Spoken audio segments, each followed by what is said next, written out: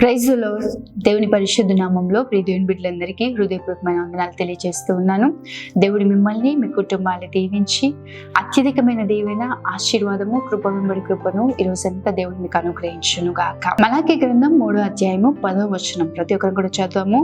నేను పట్టజాలనంత విస్తారముగా దీవెనలు కుమ్మరించేదను. ఆమేన్.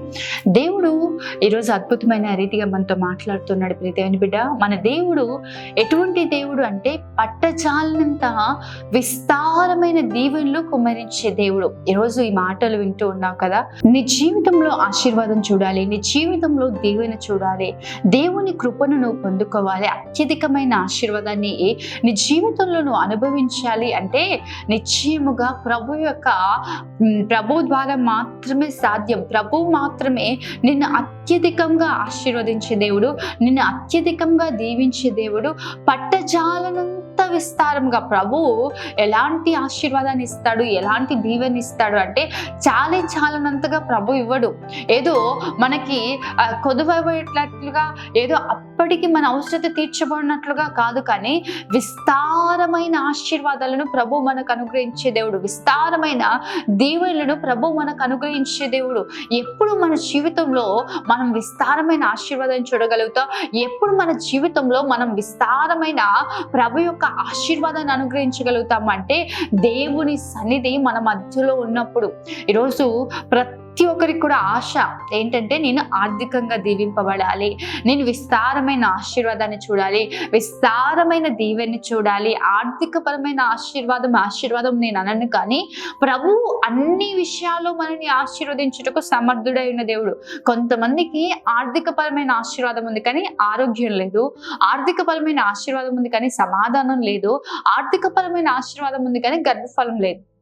అందుకే అబ్రహాముతో దేవుడు వాగ్దానం చేస్తూ అబ్రహాంని దేవుడు ఆశీర్వదిస్తున్నప్పుడు అబ్రహాం అంటా ఉంటాడు, ప్రభా నువ్వు నాకు ఎన్ని ఇస్తే ఏంటి ప్రభా, నాకు గర్భఫలం లేదు, నాకు కుమారుడు లేడు కదా, నువ్వు నాకు ఎన్ని ఇస్తే ఏం లాభం. నిజమే, ఈరోజు ఆశీర్వాదం అనగానే ధనం అనుకుంటే పొరబడినట్లే. ప్రియదేవుని బిడ్డ, ధనం కాదు, ధనం ఒక్కటే కాదు, ప్రభువు నిశ్చయముగా అన్ని విషయాల్లో దేవుడు ఆశీర్వాదాన్ని కలగజేసే దేవుడు. మనుషులు ఏమనుకుంటారంటే ధనం ఉంటే చాలు, నేను బ్లెస్ అయిపోయినట్టే, డబ్బు ఉంటే ఏదైనా చేయగలదు. అది మన పొరపాటు మాత్రమే. ఈరోజు చాలా మందికి డబ్బు ఉంది, ప్రశాంతమైన నిద్ర లేదు, డబ్బుంది, సమాధానం లేదు, డబ్బుంది, నిజమైన ప్రేమ లేదు, డబ్బుంది, క్షేమకరమైన పరిస్థితులు లేవు, ఎవరెక్కడి నుంచి ఆన్ చేస్తారో తెలియదు, ఎవరు ఎలా మోసం చేస్తారో తెలియదు, కనీసము తన నీడను కూడా వారు నమ్మలేని పరిస్థితుల్లో వారు వెళ్ళిపోతూ ఉన్నారు. ఈరోజు ప్రియ దేవుని బిడ్డ, దేవుడు ఆశీర్వాదాన్ని ఎలా కలగజేస్తాడు తెలుసా? మనకు క్షేమాభివృద్ధిని కలగజేసే దేవుడు. మనని అభివృద్ధి పరిచేటప్పుడు ఆ అభివృద్ధి మనకు క్షేమకరంగా ఉంటుంది, ఆ అభివృద్ధి మనకు ఫలభరితంగా ఉంటుంది, ఆ అభివృద్ధి మన జీవితాల్లో సంతోషాన్ని కలగజేస్తుంది, ఆ అభివృద్ధి మన జీవితాల్లో మనకు నెమ్మదిని కలగజేస్తుంది. ఈరోజు అటువంటి ఆశీర్వాదాన్ని కోరుకునే వారిగా ఉండాలి. ఈరోజు ప్రభు మాట్లాడుతూ ఉన్నాడు. నిజమే, నేను పట్టజాలంత విస్తారంగా. ఈరోజు ప్రభు సన్నిధిలో నువ్వు ఏం అడుగుతున్నావో నాకు తెలియదు. ఆరోగ్యం అడుగుతున్నావా? దేవుడు సమృద్ధి అయిన ఆరోగ్యాన్ని ఇవ్వగలిగిన దేవుడు. పిల్లల్ని అడుగుతున్నావా? దేవుడు నిశ్చయంగా నువ్వు కనలేవు, శక్తి లేదు అన్నా కూడా దేవుడు నీకు కనగలిగిన శక్తినిచ్చి చక్కటి పిల్లల్ని ప్రభువు నీకు అనుగ్రహించగలిగిన దేవుడు. నిజమే, కొన్నిసార్లు మన జీవితాల్లో చాలా కావాలనుకుంటాం, కానీ ప్రభు మనకు శ్రేష్టమైనది ఇస్తాడు, మనకు కావాల్సింది ఇస్తాడు, మనకు కావాల్సినంతగా ప్రభు మనల్ని దీవించే దేవుడు. ప్రియ దేవుని బిడ్డ, ఈరోజు దేవుని దీవెన క్షేమకరమైన దీవెన, దేవుని దీవెన మనకు మేలుకరమైన దీవెన, దేవుని దీవెన మనకు ప్రయోజనకరమైన దీవెన. నిశ్చయంగా ఈరోజు మనుషుల ఆశీర్వాదం కాదు, కానీ దేవుని ఆశీర్వాదము నీ పైన ఉండునట్లుగా నువ్వు ప్రయాసపడు. నిశ్చయంగా ద్వితీయోపదేశ కాండం 28వ అధ్యాయము మనం 1వ వచనంలో చూసిన 2వ వచనంలో చూసినట్లయితే, దేవుని వాక్యాన్ని నువ్వు వినగలిగినట్లయితే ఈ దీవెనలన్నీ కూడా నీకు లభిస్తాయి. నిజమే, అక్కడ ఎన్ని దీవెనలు ఉన్నాయి చదివారు ఎప్పుడైనా? ప్రభు అక్కడ మాట్లాడుతూ ఉంటాడు. నువ్వు లోపలికి వచ్చినప్పుడు దీవింపబడతావు, బయటికి వెళ్ళినప్పుడు దీవింపబడతావు. నీ తొట్టిలో పిండి దీవింపబడుతుంది, బుడ్డిలో నూనె ఆశీర్వదింపబడుతుంది. నువ్వు నిశ్చయంగా అప్పిచ్చేవాడిగా ఉంటావు, అప్పు చేయవు. నువ్వు తలగా ఉంటావు అని అనేకమైన విషయాలు. నువ్వు పైవాడిగా ఉంటావు కానీ క్రిందివాడిగా ఏమాత్రం ఉండవని అనేకమైన వాగ్దానాలు, ఒక మనిషికి కావాల్సిన సకల ఆశీర్వాదాలు అక్కడ రాయబడి ఉంటాయి. అయితే నువ్వు ఏం చేయాలంటే దేవుని మాటకు నువ్వు లోబడాలి. అదేవిధంగా దేవుని సన్నిధి నీ ఇంట్లో ఉండాలి. ఒబేదెదోము ఇంట్లో దేవుని సన్నిధి ఉంది, దేవుని మందసం ఉంది. దావీదు దేవుని మందసం యొక్క ప్రభావాన్ని చూసి ఆ మందసాన్ని ఇంకా ముందుకు తీసుకెళ్ళలేక ఒబేదెదోము ఇంట్లో ఆ మందసాన్ని పెట్టాడండి. ఎప్పుడైతే ఒబేదెదోము ఇంట్లో ఆ మందసం ఉందో ఒబేదెదోము 3 నెలల్లో గొప్పగా ఆశీర్వదింపబడ్డాడంట, గొప్ప ఐశ్వర్యవంతుడయ్యాడంట. ఎవరైతే ప్రభు మాట వింటారో వారి ఇంట్లో సమృద్ధి అయిన ఆశీర్వాదం ఉంటుంది. ఎవరి ఇంట్లో అయితే, ఎవరి జీవితాల్లో అయితే దేవుని సన్నిధి ఉంటుందో, దేవుడు ఎవరి మధ్యలో నివసిస్తాడండి అంటే ఆయన నివాస స్థలానికి యోగ్యకరమైన వారిగా మనం ఉన్నప్పుడు.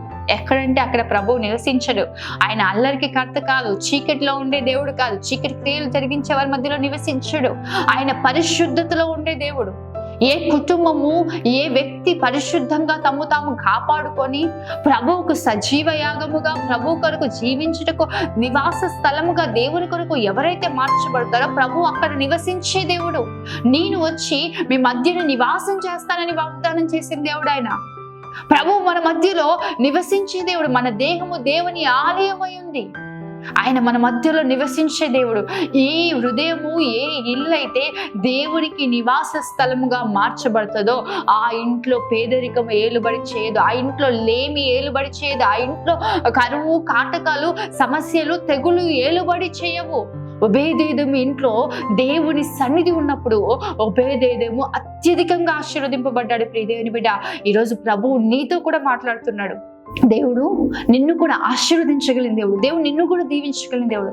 ధైర్యం తెచ్చుకొని ఈ మాటలు వింటున్నా నీతో ప్రభు మాట్లాడుతున్నాడు. ఈరోజు ప్రభు నీవు మాత్రమే కాదు ఆశీర్వదింపబడాలని కోరుకునేది, నీవు ఆశీర్వాదకరంగా ఉండాలని దేవుడు కూడా కోరుకునే దేవుడై ఉన్నాడు. కాబట్టి నిశ్చయంగా దేవుని సన్నిధి నీతో ఉంటున్నట్లుగా, దేవుని యొక్క ప్రసన్నతను అనుభవించినట్లుగా, ఆయన నీతో నివసించుటకు నీవు ఒక నివాస స్థలానికి యోగ్యకరమైన స్థలముగా నువ్వు ఉండగలిగినట్లయితే దేవుని ఆశీర్వాదాన్ని నువ్వు అనుభవించగలుగుతావు. ఈరోజు చాలా మంది దేవునికి నివాస స్థలంగా ఉండకుండా, ఆయనకు యోగ్యకరమైన స్థలముగా ఉండకుండా ఐశ్వర్యవంతులు కావాలనుకుంటున్నారు, గొప్పవారు కావాలనుకుంటున్నారు.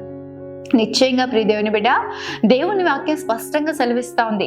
సామెతల గ్రంథం 10వ అధ్యాయం 22వ వచనం చూసినట్లయితే యెహోవా ఆశీర్వాదము ఐశ్వర్యం ఇచ్చును, నరుల కష్టము చేత అది ఎక్కువ కాదు. ఈరోజు చాలా మంది దేవుణ్ణి విడిచిపెట్టి దేవుని సన్నిధి వారితో లేకుండా వారి ఇష్టానుసారంగా జీవిస్తూ, వారు ప్రయాసపడుతూ, కష్టపడుతూ నేను ఐశ్వర్యవంతుని అవ్వాలి, నేను గొప్పవాడిని అవ్వాలి, నేను ఉన్నతంగా జీవించాలి అనుకుంటా ఉన్నారు. ప్రభు మాట్లాడుతూ ఉన్నాడు, నరుల కష్టము చేత ఆ ఆశీర్వాదం ఎక్కువ కాదంట. దేవుని ఆశీర్వాదమే ఐశ్వర్యం ఇస్తుంది. ఈరోజు నిశ్చయంగా ప్రియ దేవుని బిడ్డ, ఐశ్వర్యము కొంత ప్రయాసపడుకుని అని దేవుని వాక్యం సెలవిస్తూ ఉంది. ధనము అంట సకల కీడులకు మూలమై ఉందంట. ఈరోజు ధనం సంపాదించాలని చాలా మంది ప్రభువుకు దూరంగా వెళ్ళిపోతా ఉన్నారు. ఒక మనిషి ధనమునకు దేవునికి దాసుడై ఉండలేడంట. ఈరోజు నువ్వు ఎవరికి దాసుడువై ఉన్నావు? దేవునికి దాసుడువై ఉన్న ఎడల సకల ఆశీర్వాదాలు, సకల దీవెనలు నువ్వు దేవుని యొద్ద నుంచి అనుభవించగలుగుతావు. ప్రియ దేవుని బిడ్డ, దేవుని ఆశీర్వాదాన్ని కోరుకో. ప్రభు ఆశీర్వాదం నీ పైన ఉండాలి, ప్రభు దీవెన నీ పైన ఉండాలి. నువ్వు ఉన్నతంగా పట్టజాలంత విస్తారమైన దీవెనలు అనుభవించాలంటే ప్రభు మాట వినాలి, ప్రభువుకి నివాస స్థలముగా నీవు ఉండాలి. మూడవదిగా దేవుని ఆశీర్వాదము నీ వద్ద నివసించినట్లుగా నీవు ఉండాలి. ప్రభు ఆశీర్వాదం నీ పైన ఉంటున్నట్లుగా నువ్వు మార్చబడాలి. అబ్రహామును దేవుడు ఆశీర్వదించాడంట. అక్కడ రాయబడి ఉంటుంది చూడండి, ఆదికాండం 24వ అధ్యాయం 35వ వచనం చూసినట్లయితే యెహోవా నా యజమానుని బహుగా ఆశీర్వదించెను గనక అతడు గొప్పవాడాయను. ఆమేన్. ఎందుకు అబ్రహాం గొప్పవాడయ్యాడు అంటే అబ్రహామును దేవుడు ఆశీర్వదించాడు. ఈరోజు నువ్వు గొప్పవాడిగా మార్చబడాలంటే దేవుని ఆశీర్వాదం నీ పైన ఉండాలి. ప్రభు ఆశీర్వాదాన్ని నువ్వు పొందుకోవాలి. ఈరోజు ప్రభు ఆశీర్వాదం పొందుకోవాలంటే దేవుని వాక్యానికి నువ్వు లోబడాలి. ప్రభువుకు నివాస స్థలముగా నువ్వు ఉండాలి. ప్రభు చిత్తానుసారంగా జీవించాలి. దేవుని మాటను గైకొంటూ ఆయనకి ఇష్టమైనట్లుగా జీవిస్తే ప్రభు ఆశీర్వాదం నీ పైన ఉంటుంది. ప్రియ దేవుని బిడ్డ, యెహోవా ఆశీర్వదిస్తే అది ఎన్నటెన్నటికీ ఆశీర్వదింపబడి ఉంటుందని ప్రభు వాక్యం సెలవిస్తుంది. ఈరోజు నీ జీవితంలో పట్టజాలనంత విస్తారమైన దీవులను చూడాలంటే దేవుని ఆశీర్వాదం నీ పైన నిలిచి ఉండాలి. దేవుని ఆశీర్వాదం నీ కుటుంబం పైన ఉండాలి. యెహోవా ఆశీర్వాదం నుండి నువ్వు నిత్యము ఆశీర్వాదకారకంగా ఉండుగాక అని మాట్లాడుతూ ఉంటాడు. నిజమే, దేవుని ఆశీర్వాదం పొందుకో. ఈరోజు దేవుని దీవెన పొందుకో.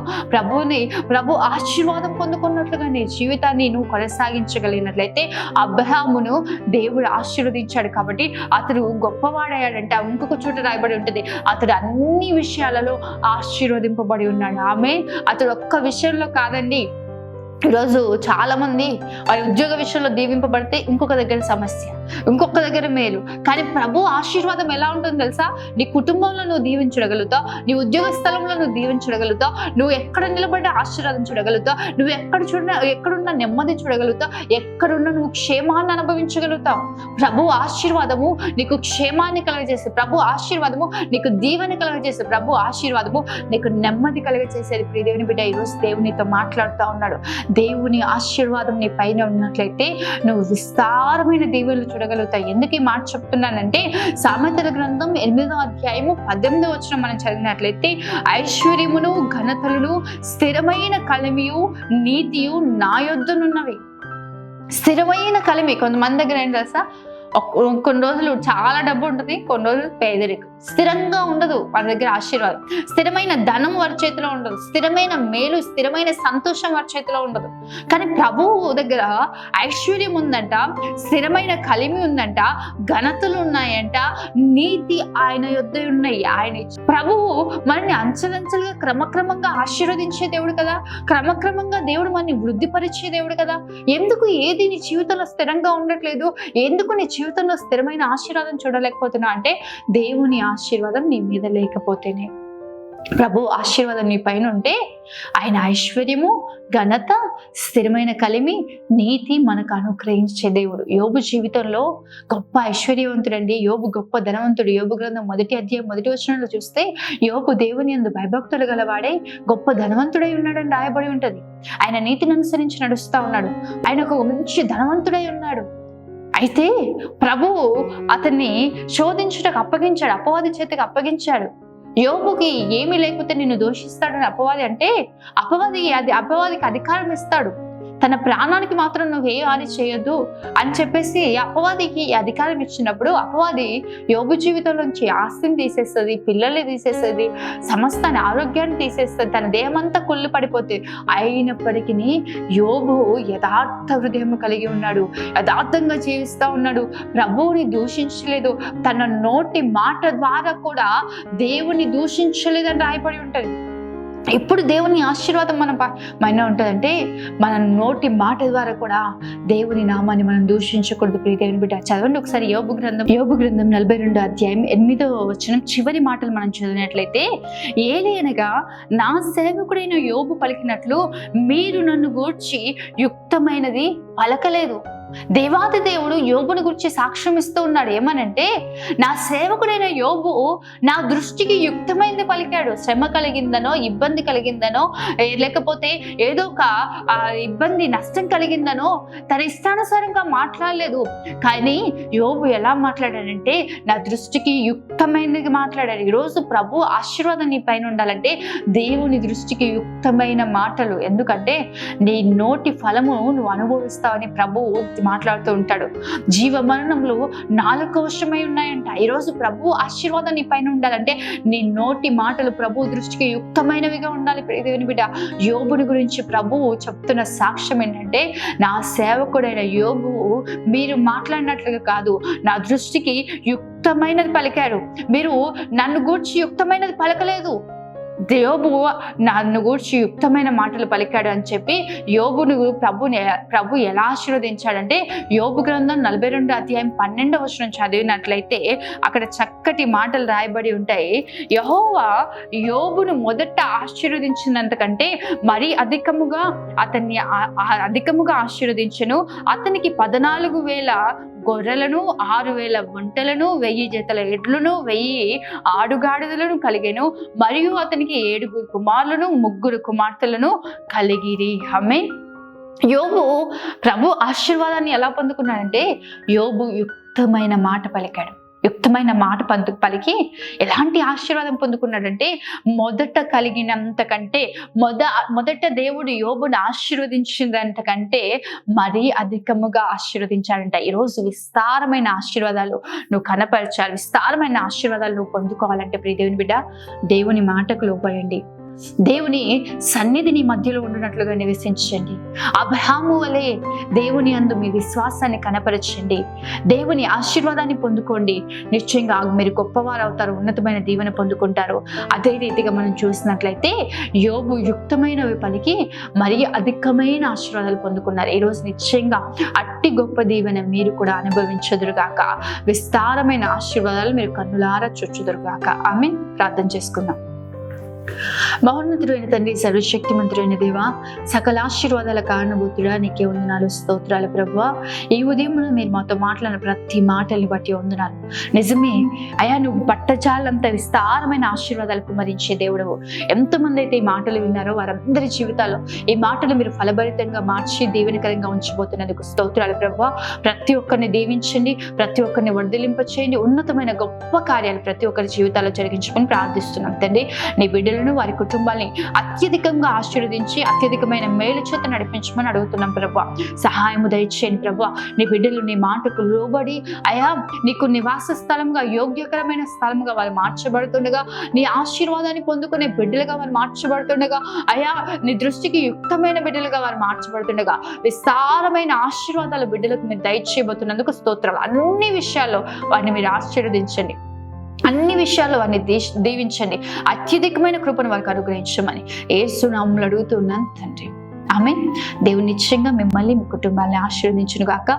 పట్టజాలంత విస్తారమైన దీవెనలు మీరు కన్నులారా చూచుదురు గాక. ఆమేన్. God bless you.